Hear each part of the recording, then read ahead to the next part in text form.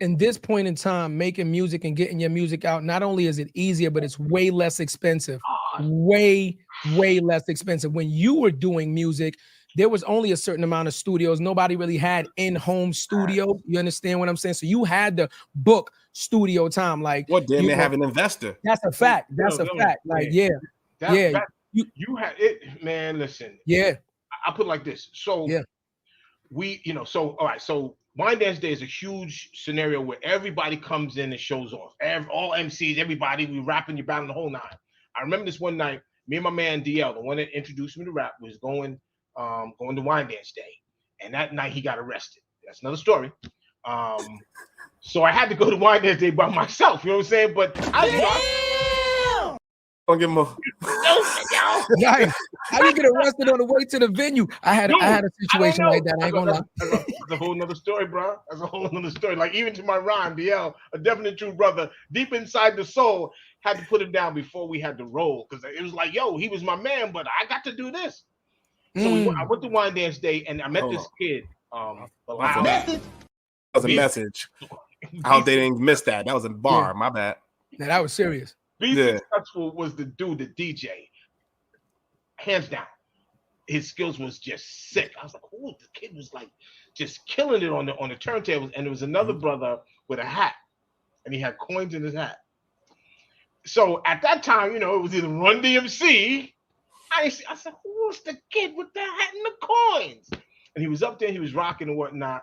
And sometimes, even as an MC, you like say, okay, either I can go in and go against, or I can go with. And at that time, I said, well, let me see what I can do. And we ended up rapping together that night. Me, and it was Chills, Darryl Chill Mitchell. And we ended up changing it. And next thing you know, we're in this group together. And there was a young kid, Nate Tinsley. I call him Boy Genius. The guy was like 15, living in his grandmother's basement, but he had all this equipment. And he was a musical genius. He started doing some production for us to create a record, because we wanted to do a song. He ended up working with these brothers out of Queens, the Sankis brothers, and they had to deal with, and they knew Andre. And literally, he heard one of our, I think it was called Dragon Breath. We had, we used to do a lot of, our songs were kind of like comedic. We got dragon breath, you got dragon breath. And talk about your date, and the girl was burning your eyeballs. Yes. Or whatever. And he heard it, and like, so not off the dragon breath, not the dick. I love it. So now LIE, man, now they were in Queens. We was in like maybe a half hour, 40 minutes, and Dre said, like, listen, I need y'all to come to the studio where I'm at. I want to meet y'all, but I'm leaving like in 20. So we got in the car and we drove like madmen. Didn't hit nobody, but we got to the studio, and it was mad small. But I remember, and this is something I always tell people: always be prepared, so you never have to be ready. Yep. The group message. I love that. My bad, bro. I thought you was the somber one. It's going. Drives him crazy. Got everyone ready.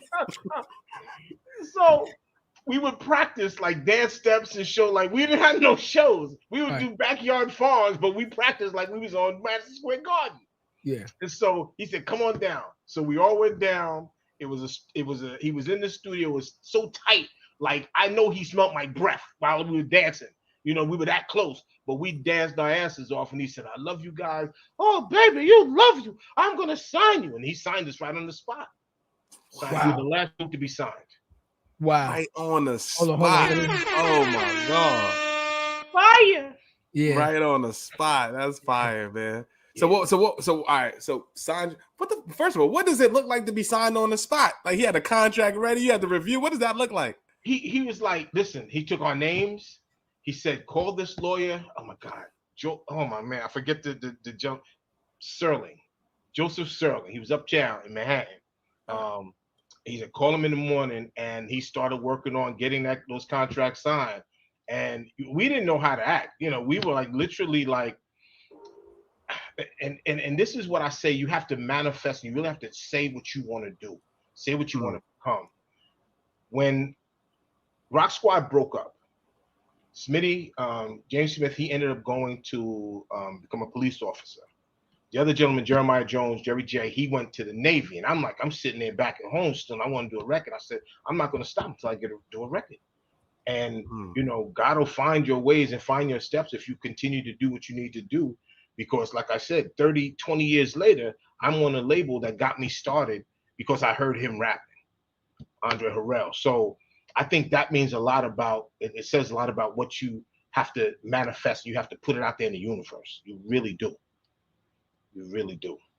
Power manifestation. We talk about it all the time, man. Cuzzo love that shit. That's his shit. Like Cuzzo, let me tell you something. Whenever we go to events, right? Because we study this. We don't just wing this shit. We go to podcast events, we go to summits, and we constantly learn how to make our show better, what to do, things of that nature. I tell you right now, from the moment we get there, Cuzzo be like, all right, Cuzzo, let's formulate a plan, who we got to talk to, who we got to do, da-da-da-da. I swear to God, he does it every time. And I just sit there and I'm like, all right, let's do it. And I promise you, let's say we there for 3-4 days, 99% of the time it hasn't, unless I'm wrong. We've knocked out the whole list of what we're supposed to do the whole weekend in like 3 hours. In like 3 hours. We had the same answer in like 3 hours. You know what I'm saying? But it's manifesting. It's manifesting what you want to do. You know what I mean? Who you want to meet, who you want to talk to. What's the purpose of us being here? What are we trying to accomplish, right? What relationships are we trying to either build upon because we've met people before, or initiate so that they now know who we are and we can start building on that. So he believes that's his shit. And also, what value can I add? What value? So, you know what I'm saying? When I do meet you, what does the value look like, right? What do I want to say, right? How can I strengthen what you have going on already and not taking from what you have? Reciprocate, my man. That's exactly what it is. That's gotta be a two-way street, bro. I love that. Gotta be, man. But I love the manifestation part, man. Yeah. And then so they working on the paperwork, bro. You gotta walk us through. They working on the paperwork now. Like, what did the paperwork look like? You looking back now, people was crazy. I didn't understand what it said. All I saw was my name. I couldn't afford a lawyer to watch. I was like, this should look good. Man. Yeah, the numbers look right. Crazy. He's like, yo, I ain't gotta go back to the shift tomorrow. He said, yo, fuck it, I'm signed. That's it. Yeah. What happened? You didn't have to go back? We got like, oh my God, it was like two at that time. It was 250,000 and then another 250,000. 250,000 went to us to start paying for studio time and all that kind of stuff, and the other 250 was for them to use. So it was $500,000 deal, and you think that like, I'm going to take this is going to be mine, but it's really not, because you got it now. You got to make things happen with the money that they give you. Yeah, and that's another lesson we learned. That's a main lesson we learned. Message. Man, when you and now the music business is mad different, but back in the day, you had producers. We had Pete Rock, shout out to Pete Rock, Prince Paul, shout out to Prince Paul. We had Howie T do a remix for us, and a couple of things, but the pricing that they were charging us, like Prince Paul charged us $25,000 for each record, so he did 2, so he took 50 off the top. I think Pete Rock did one or two. That was another 25, maybe, another 30, 40 together. And I remember the finance lady at Uptown Records said, like, listen, those are your friends, but you got to talk to them about the pricing because you're really paying a lot. Now, if you get a top producer on your joint, that's the record you put out. That's it. Yep. But we didn't do that. And that was a whole there was so many things wrong that we did. Retrospect, so many things wrong that we did. When I look at it now, there's a lot of paths that we could have taken. I saw a write-up about our album. We dropped it in 89, so maybe 90 it came out, 90, early 91. And they said, the gentlemen have a great idea, but the production of some of the songs just wasn't there, so it kind of lacked that production, because I can't produce. I couldn't produce then. My DJ couldn't produce. He thought he could produce. He wanted to produce. He put things together, but there's levels. There's levels to that shit. Levels, man. You know what I'm saying? Pete Rock and started from zero. That shit is fire, even to this day. There it is. We got a song called Top of the Hill. We're groovy chill, and we're sitting here on top of the hill. Produced by Prince Paul. And the sound of it, the sonically sound, dope. Compared to stuff that we did. Let me ask you a question though. Yeah, so I know, like, because I was in the music business for a long time myself. When they give you the budget and things of that nature, and you start to put together your album, normally they have listening parties and things of that nature where you got to come to the office and you're around the corporates and you put the back in the day that was the ADAT, right? You put the ADAT in, and you know what I'm saying, and you play it.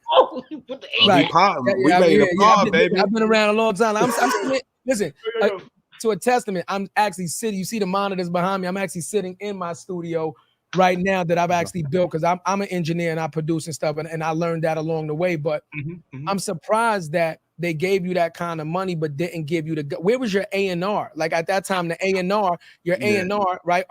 Artists and royalties and things of that nature, the development aspect, where was he at to say, hey, I think that we should put these records out? Or where was your support system? Why didn't the exec say we've spent this budget on these A-line producers? Let's push them out. That kind of confuses me because I would think that they would tell you guys, hey, we need to push these singles because obviously you spent the most money producing them. These have the higher level or chance of success. I'm a little baffled by why was there even a marketing department? Right. That was the problem. Right. Right.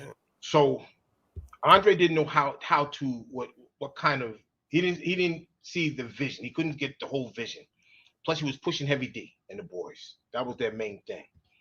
So 3-4 months, we were going back and forth to Chungking, Sound Studio, Quad, the whole 9 by ourselves. We like 8, 9, 10, 12, 14 hours a day. Yeah. This is what we were doing. Nobody gave a damn. And I remember we came to Andre and he's like, yo, I want y'all to, we got a new dude here. He's gonna guide you. His name is Sean Combs. All right, so we Sean Combs. It's like, cool, he's brand new. He's gonna listen. So we let Sean, Puffy, listen to the stuff that we did. Now you gotta remember, 4 or 5 months, we in the studio grinding, nobody calling, nobody checking. Puffy said, listen, I think I like what y'all got, but I think that we need to maybe even start from scratch and try to see how we can really put things together.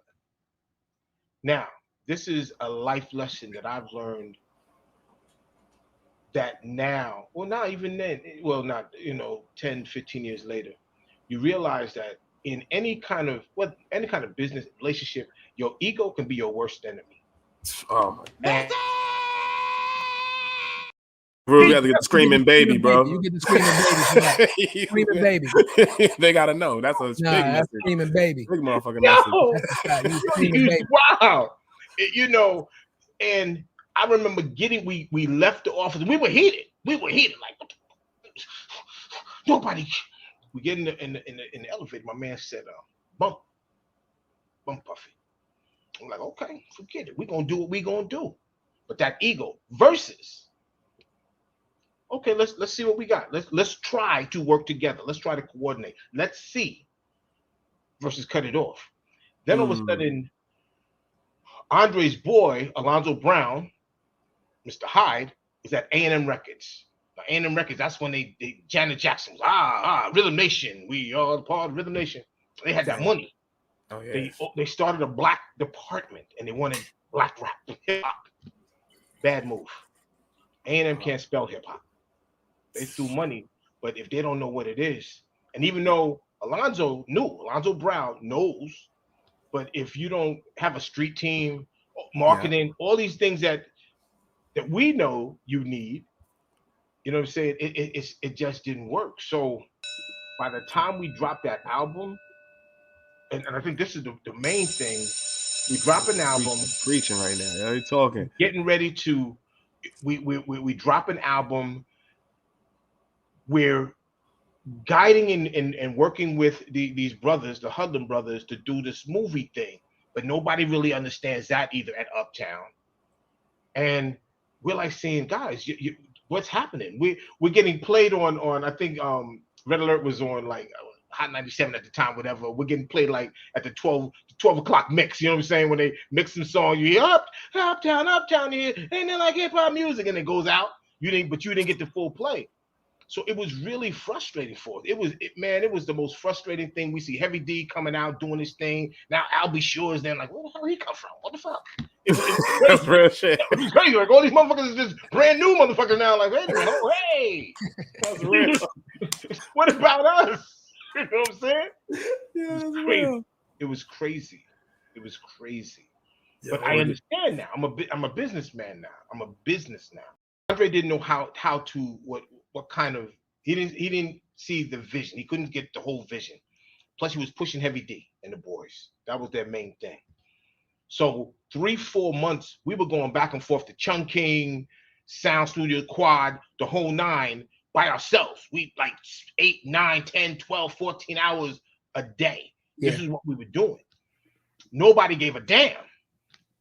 And I remember we came to Andre and he's like, yo, I want y'all to, we got a new dude here. He's gonna guide you. His name is Sean Combs. All right, so we Sean Combs. It's like, cool, he's brand new. He's gonna listen. So we let Sean, Puffy, listen to the stuff that we did. Now you gotta remember, 4 or 5 months, we in the studio grinding, nobody calling, nobody checking. Puffy said, listen, I think I like what y'all got, but I think that we need to maybe even start from scratch and try to see how we can really put things together. Now, this is a life lesson that I've learned that now, well, not even then, well, not, 10, 15 years later, you realize that in any kind of business relationship, your ego can be your worst enemy. Oh my God.